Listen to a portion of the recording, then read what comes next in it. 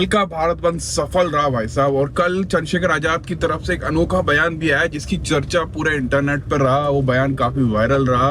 जब भारत बंद चल रहा था उस दौरान वो सड़कों पर बैठे हुए थे और उस समय बहुत से बहुजन पत्रकारों ने उनसे कई सवाल पूछे। उस दौरान उन्होंने कहा कि बहन जी जो है उनकी महापुरुष है। और झंडा बसपा का और कैसे समाज के लिए लड़ रहे हैं नौजवान, आपने देखा। ये हमारी लड़ाई अधिकारों की है, पार्टियों की लड़ाई नहीं है। और बहन जी हमारी हमेशा सम्मानित है। हमारे लिए बहन जी महापुरुष हैं। हम किसी की बातों में आके अपने नेता को बुरा नहीं कह सकते हैं। हम बेवकूफ लोग नहीं हैं। वो हमारी नेता थी, नेता है और नेता रहेंगे। ये बयान चर्चाओं में इस वजह से है, आप लोगों ने इंटरनेट पे देखा होगा, एएसपी और बीएसपी के जो कार्यकर्ता हैं वो इंटरनेट पर आपस में भिड़े रहते हैं, एक दूसरे को गलत गलत कमेंट पास करते रहते हैं। ये आप और हम सब देखते हैं। भक्त उधर भी हैं, भक्त इधर भी हैं। दिमाग नहीं लगाएंगे। अगर हम भी किसी के लिए अगर कुछ अच्छा लिखते हैं तो कमेंटों में आपको पता है किस तरह से भरमार हो जाती है।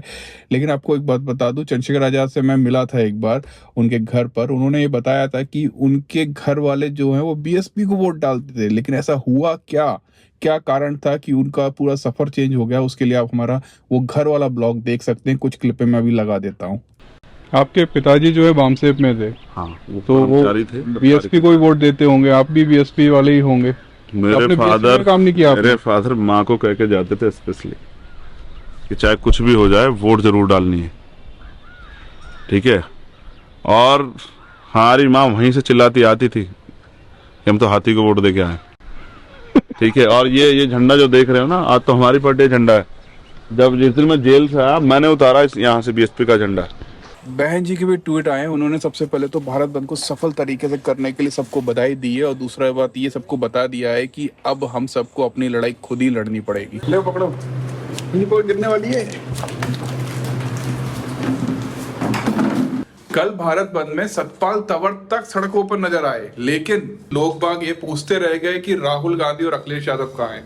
अब मैं इसलिए बोल रहा हूँ क्योंकि ये वो लोग थे जब चुनाव के समय सबसे ज्यादा जो है हाथों में संविधान लेकर घूम रहे थे। बट जितना एक्सपेक्टेशन था उनकी तरफ से लोगों को वो नजर नहीं आया। इस वजह से मुझे लगता है सोशल मीडिया पे बहुत ज्यादा उनके लिए रोस्ट है। रोस्ट तो अब ये संविधान नहीं दिखा रहे किसी को। सोशल मीडिया का क्रेज इतना ज्यादा बढ़ता जा रहा है भाई साहब, लोगों को है ना एक नई राह दिखने लगी। उनको लगता है कि सोशल मीडिया से अच्छा खासा मोटा पैसा कमाया जा सकता है। और इसके कारण ही एक वीडियो सामने आया, एक आईफोन की दुकान वाला वीडियो बना रहा था। उसमें दिखाया उसने कि किस तरह से एक माँ जो मंदिर के बाहर फूल बेचती है वो अपने बेटे को आईफोन दिलाने लेके आती है और उसको कहती है कि जितना पैसा मैं आपको दे रही हूँ, बेटे से बोलती है, उतना पैसा आपको सोशल मीडिया से कमाकर मुझे वापस करना होगा। अब सोचिए उस लड़के की कितनी गारंटी है कि वो उतना पैसा कमा लेगा। वोट पति हम बेचीला भैया, ये खाली हमसे 3 दिन से खाना ना खाता हूँ। अच्छा, ये खाना नहीं खा रहे, आईफोन के लिए खाना नहीं खा रहे, तो आप इनको आईफोन दिला रही हैं, आप खुश हैं? खुश है, बाकी इतना पैसा हमके लिया के दिए, इतना पैसा मम्मी को आप ला के दोगे, ठीक है? बोलो। मतलब सोचिए अगर लाखों लोग सोशल मीडिया पे आते हैं उनमें से 4 या 5 लोग कामयाब हो पाते हैं, तो इस चीज को भी आप स्कैम की तरह समझिए। एक नया स्कैम चल रहा है ट्विटर के ऊपर, पता नहीं क्या चल रहा है। ट्विटर पे क्या हो रहा है कि जैसे मेरा ट्विटर हैंडल है, वहां पर अंजुल बमरौलिया, उस पर ब्लू टिक है। ट्विटर बोलता है कि आप ब्लू टिक ले लो, उसके बाद आप जब भी कोई ट्वीट करोगे उसके नीचे जो लोग कमेंट करेंगे उस हिसाब से आपके पैसे आपके खाते में डाल दिए जाएंगे। मुझे भी कुछ पैसा आता रहता है, ज़्यादा नहीं आता है।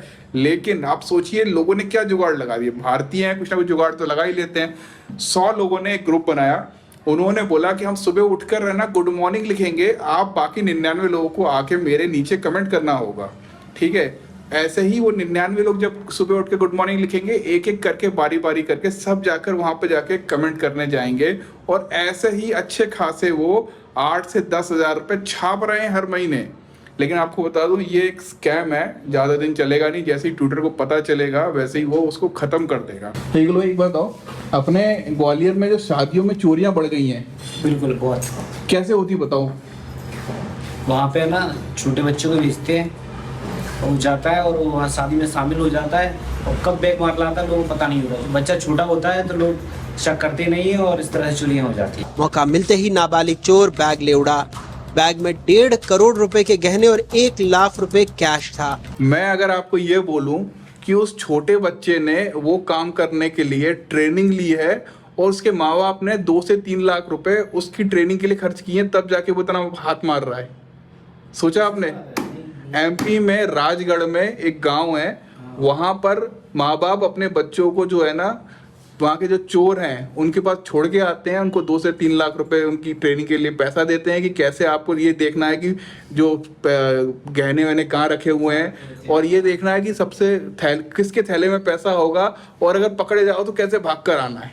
2 लाख फीस भरिए, चोरी लूट का कोर्स करिए। सोचो कि है ना, हमारे जो बच्चे हैं पढ़ने जाते हैं वहाँ उनके स्कूल में भी इतनी फीस नहीं लगती। वही बात है ना, स्कूलों में स्लो इन्वेस्टमेंट होता है, धीमे धीमे फीस देते हैं, बढ़ता है, बड़ा होता है, फिर नौकरी लगती है, तब जाके रिटर्न आता है। या हाई इन्वेस्टमेंट करा उन्होंने और तुरंत सीधे 1 करोड़ की ज्वेलरी हाथ में और बस खेल खत्म। ये युगल भाई जाने से पहले लाइट बंद कर देते हैं। हाँ, जैसे वहाँ होता है ना होटल, शादी टेंटों में होता है, लाइटें बंद होने लग जाती हैं कि ये लाइटें बंद होने लग गई, अब तो उठ जाओ, खाना खा लिया तो जाओ अब यहाँ से। वही हालचाल हमारे ऑफिस का हो जाता है। सोशल मीडिया पे एक खबर बहुत ज्यादा वायरल है। आपको पता है कि सबसे बेस्ट फुटबॉल प्लेयरों में से एक है रोनाल्डो। आपको पता है उसने एक यूट्यूब चैनल बनाया। सोचिए क्यों बनाया होगा, उसको जरूरत ही क्या है इस चीज की?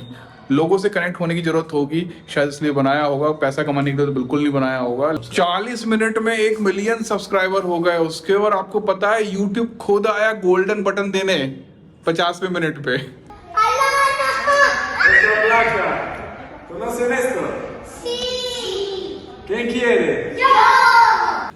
रोनाल्डो है, ऐसी कोई उठाएगी ना तो।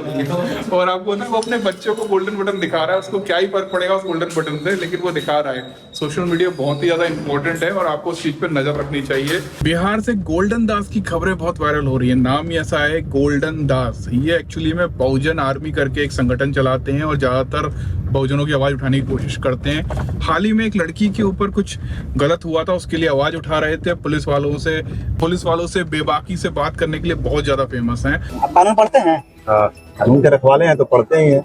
और हमको लगता है कि आपसे बड़का मूर्ख कोई थाना पूरे भारत में न्यूज़ सब कुछ हम लिख रहा है। और इस दौरान इस बार पुलिस वालों ने इनको धर लिया और लोग ऐसा बोल रहे हैं कि काफी ज्यादा इन पे दबाव बनाया। उसके बाद ये जो है माफी मांगते हुए नजर आ रहे हैं पुलिस वालों से। अब चक्कर क्या है वो तो जब ये छूट कर आएंगे तभी पता चलेगा। आया हूँ मैं उसके लिए दोनों कान पकड़ के मैं क्षमा मांगता हूँ और बिहार पुलिस को वर्दी को मैं सम्मान करता हूँ और अंतिम सांस। अभी ध्रुव राठी ने जातिवाद की पोल खोल के रख देने वाली कविता अपलोड करी है, सुनिए। पिछड़ा वर्ग कहलाने वालों, गर्व से कहो हम शूद्र हैं, खाया नहीं किसी का हक, क्या हुआ जो दरिद्र है। गर्व है कि नहीं किया हमने किसी पर अत्याचार, हम तो सदा बने रहे इस जगत के पालनहार। हम बुनते रहे हैं कपड़ा, हमने खेतों में रोपा धान, बनाए घर महल किले, साज सजावट का सामान। भगवान को हमने सूरत दी, मूरत इन हाथों ने तराशी, हमने बनाए मंदिर उसके, की थी बारीक नकाशी। पटना काशी हस्तिनापुर सभी नगर हमने बसाए, हमने खोदे नहर तालाब, लोकगीत थे हमने बनाए। सेनापति था और कोई, हम थे आगे लड़ने वाले, हमने की थी रक्षा सबकी, ले तलवार बरछी भाले। जिसने सारा बोझ उठाया वही शूद्र बन गया बेचारा।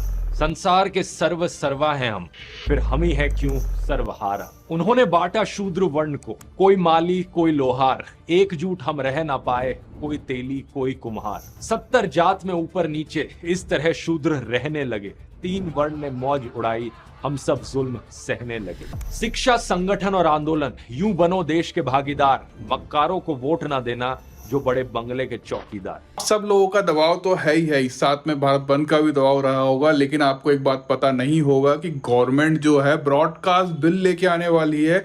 आने वाले टाइम पर सोशल मीडिया पर आप जो ये वीडियो अपलोड कर देते हो ना, इसे करने के लिए परमिशन लेनी पड़ेगी। अगर आपने कुछ भी उनके हिसाब से, उनकी गाइडलाइन के हिसाब से, यूट्यूब की गाइडलाइन के हिसाब से नहीं, गवर्नमेंट की गाइडलाइन के हिसाब से भी अगर कुछ गलत बोला होगा तो आपको धर लिया जाएगा, आपका वीडियो बंद कर दिया जाएगा, आपका चैनल बंद कर दिया जाएगा। मेरे पास दिन भर में ना बहुत सारे लोगों के कॉल आ जाते हैं, कमेंट भी आ जाते हैं कि भैया हमको भी यूट्यूब चैनल खोलना है और सबको सबसे आसान तरीका यही लगता है कि जो गवर्नमेंट में चल रहा है उनकी बातें करें, उनके ऊपर न्यूज़ बनाएं, अपलोड कर दें, क्योंकि नेशनल दस्तक बहुत बड़ा चैनल बन चुका है, लगभग 1 करोड़ सब्सक्राइबर होने वाले हैं। दलित दस्तक है, न्यूज़ वीक है, उसके बाद आपका समतावाज टीवी है, बीला बाबा साहेब है, ऐसे बहुत सारे चैनल्स हैं जो बहुत सालों से चल रहे हैं, अभी तक चल पा रहे हैं। उनमें सिर्फ और सिर्फ खबरें होती हैं।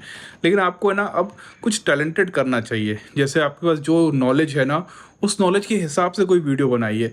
कॉर्पस ब्लॉग्स आपने देखा होगा, मेरी वाइफ है कॉर्पस बमरोलिया, वो ब्लॉग्स बनाती है और मैंने उसको क्लियरली ये बोल रखा है कि तुमको राजनीति के ऊपर कोई ब्लॉग नहीं बनाना, भले कुछ हो जाए।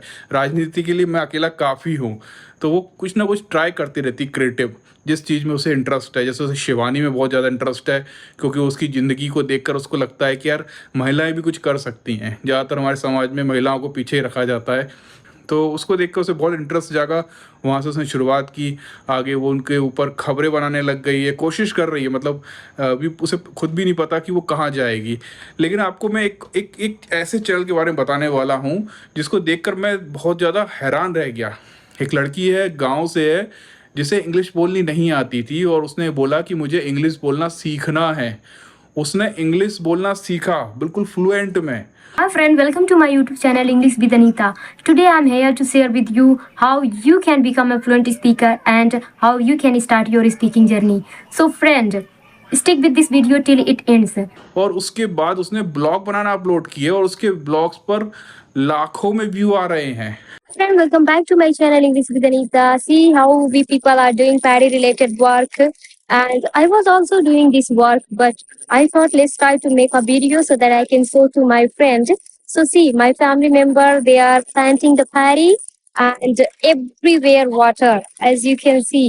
लेकिन मुझे लगता है कि अगर उस लड़की को गाइडेंस मिल जाती है तो वो शिवानी से भी आगे जा सकती है। आपको पता है वो पूरे गांव का कल्चर दिखाती है, वो भी इंग्लिश लैंग्वेज में। आपने ऐसे बहुत सारे चैनल देखे होंगे जापान के, रोम के, जो वहाँ के लोकल लोग हिंदी भाषा में वीडियो बनाते हैं, ब्लॉग बनाते हैं, अपलोड करते हैं और यहाँ के पूरी भारत की जनता उसे चाहती है। नमस्ते, मेरे चैनल में आपका बहुत बहुत स्वागत है। मेरा नाम मया है। कैसे हैं? आपका परिचय दे दीजिए। अब सोचिए, एक लड़की शिवानी कुमारी जो गांव का कल्चर दिखा रही है, पूरे भारत में फेमस हो गई। अब वो जो लड़की की बात मैं कर रहा हूँ, वो ब्लॉग बनाती है इंग्लिश में, दुनिया की सबसे ज़्यादा बोलने वाली भाषा में। अगर वो प्रॉपर तरीके से ब्लॉग बनाने का तरीका उसको समझ आ जाए तो सोचिए उसके पास तो स्काई इज़ अ लिमिट। अगर आप में से कोई भी व्यक्ति उस लड़की के गांव के आसपास रहता है, मेरे वीडियो देखता है, तो उसको जाकर थोड़ा सा समझाइए कि वो बहुत सुपर काम कर रही है। उसको बस सुबह से लेकर शाम तक गांव में जो होता है उसे इंग्लिश में बोलते बोलते रिकॉर्ड करना है और अपलोड कर देना है। ये मेरी गारंटी है कि वो इंडिया की टॉप ब्लॉगर बन सकती है, क्योंकि उसके अंदर पोटेंशियल है, उसके पास असली कहानी है गांव की।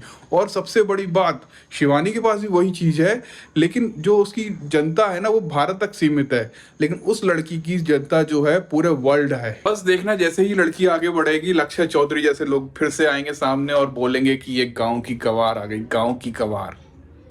यही हमारे देश की विडंबना है। मिलते हैं कल, बाय।